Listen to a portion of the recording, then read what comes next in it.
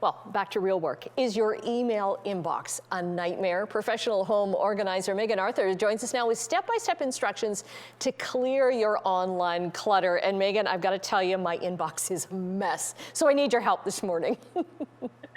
Hi, Annette. Good morning. It's so great to chat with you again about digital clutter.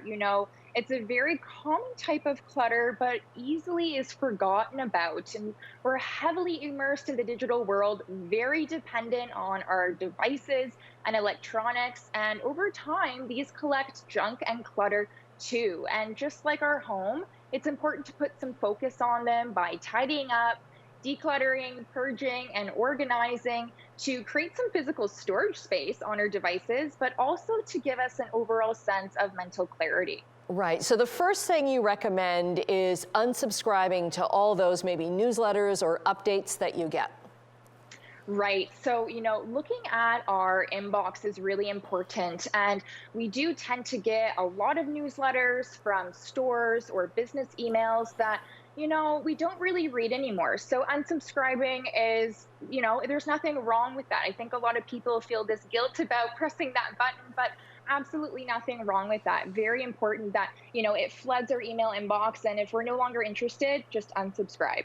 And it's funny, I've been doing that, and so many messages pop up saying, we completely understand your inbox is getting clogged. And I'm like, you know exactly what's going on here.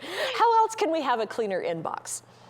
Right. So I really like using a system of three. So after we subscribe, deleting is fine. Deleting, you being honest with yourself about going through your emails and the ones that are no longer important or significant, just pressing delete. And the final step that I really recommend is filing away. So these emails, they're important documents. We have to refer to them.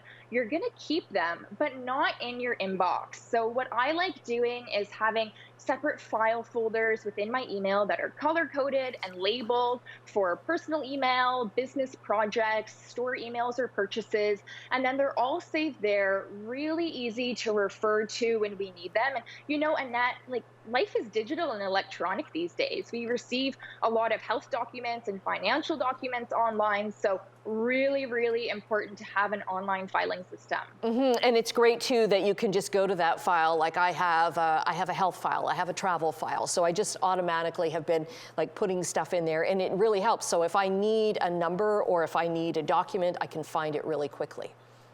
Absolutely. And, I will say that the process does take a bit of time. If you haven't done this, you will have accumulated a lot of emails Yep. over the course of many years. So this is not going to happen just in one afternoon. And I do say start with one inbox. We have text messages, we have personal and business emails, social media inboxes. So start small, start with one and be patient. And then there are all those photos that we have on our phone. No longer do we have the shoe boxes full of snapshots. Now we have all these photos on our phones, on our computers. Yes, absolutely. We love taking photos, but the issue is that we take so many of the same photo and only end up liking one or two of them.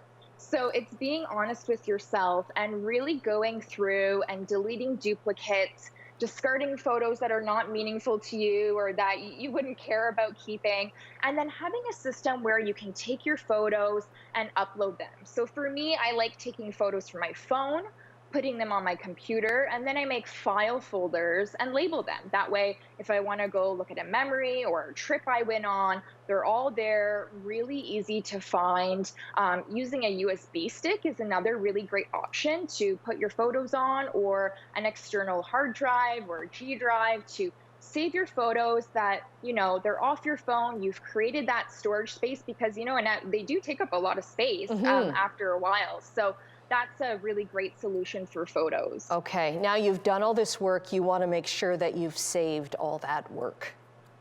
Yes. So, we hear those horror stories where people lose everything, and you do not want to be one of those stories. So, making sure that you're backing up on a weekly or biweekly basis using a G drive, an external hard drive is a really, really great option. It's so important that your documents are saved. Like I said before, it seems like our whole life is online now. So plugging in and backing up is just so essential and critical. Especially if your phone or your laptop gets stolen, right? Then there go all those files if you haven't backed them up. Absolutely. Yes, absolutely. It's so important. It's it can be a really, really big problem if you haven't backed up. You're going to lose everything. So do that now. Okay, Megan, you have tasked me with a very, very big project, but thank you for telling me that, yes, it is overwhelming to begin with, but it gets easier, right, as we keep doing these things. Megan Arthur, thank you very much. We'll get the links up on our website, chch.com. Thanks, Annette.